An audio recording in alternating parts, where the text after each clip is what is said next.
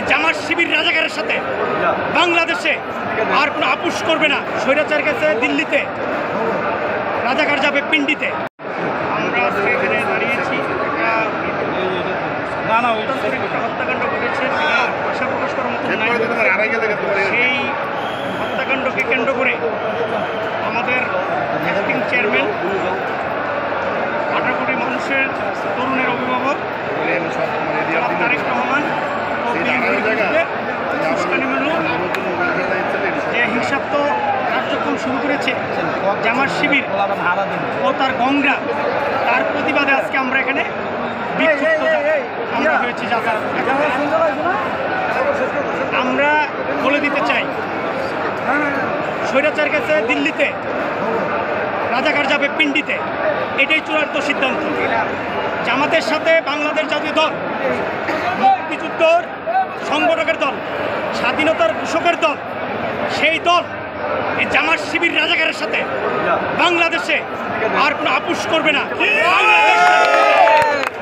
আমরা স্পষ্ট করে বলে দিতে চাই, আমাদের স্পন্দন মহান স্বাধীনতার ঘোষক শহীদ রাষ্ট্রপতি জিয়া রহমান, আমাদের হৃদয়ের আকাঙ্ক্ষা, আমাদের আইকন দেশনেত্রী বেগম খালেদা জিয়া, আপোষের নেত্রী, আমাদের আগামী দিনের রাষ্ট্রনায়ক, কোটি কোটি তরুণের অভিভাবক, আগামী স্বপ্ন যে দেখার ভিতর দিয়ে আমরা আজকে বেড়ে আসছি, সেই জনাব তারেক রহমানকে নিয়ে পশ্চিম মন্তব্য করার জবাব দেওয়ার জন্য আমরাই যথেষ্ট।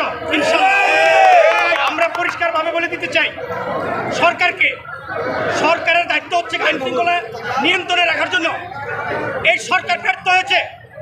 এই হত্যাকাণ্ড করার জন্য সরকারের ইন্ধন আছে কিনা সেটাই তদন্ত করে দেখা উচিত। কেন বাংলাদেশ জাতীয় দল একটি গণতান্ত্রিক দল, বাংলাদেশ জাতীয় দল এই দলটি তিলে তিলে করে এসছে। আমাদের জাতীয় দলের শিকড় বহুত গভীরে, আমাদের উপরে অত্যাচার, নির্যাতন, গুম, হত্যা, নির্যাতন সকল কিছু হয়েছে। এই জুলাই আগস্টে আন্দোলনে বাংলাদেশ জাতীয় দল সবচেয়ে বেশি ভূমিকা পালন করেছে, সেটি দৃশ্যমান। আপনি যদি ভিডিও ক্লিপ দেখেন জুলাই আগস্টের প্রত্যেকটি ঘটনা বিশ্লেষণ করলে দেখবেন 99% হচ্ছে জাতীয়বাদী দল।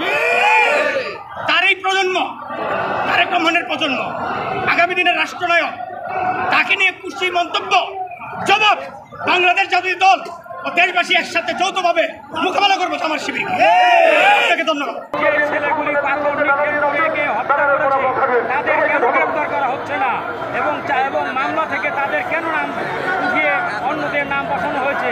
আমরা বাংলাদেশের সমস্ত হত্যাকাণ্ড প্লাস খুলনায় আমাদের সাবেক যুবনেতা যাকে গুলি করে রক কেটে হত্যা করেছে, যে জামাত শিবিরের রক কাটার রাজনীতি পুনরায় আবার চালু করেছে, যে জামাত শিবিরের সাথে চাঁদপুরের ইমাম, যে জামাত শিবিরের সাথে আবার নতুন যোগ দিয়েছে স্বৈরাচারিণী শেখ হাসিনা আওয়ামী লীগের, ছাত্রলীগ, যুবলীগ, আওয়ামী লীগকে, যারা আবার বাংলাদেশে পুনরায় পুনর্বাসনের দায়িত্ব নিয়েছে। যে এনসিপির রাজপথে আমরা কোথাও খুঁজে পাই না। সমগ্র বাংলাদেশের সরকারি অফিস আদালতে টেন্ডারে তারা নিয়োজিত ব্যস্ত। তাই আমরা আজকের এই সভা থেকে হুঁশিয়ার উচ্চারণ করতে চাই, হুঁশিয়ার সাবধান, জামাত শিবির রাজাকার, এই মুহূর্তে বাংলা ছাড়।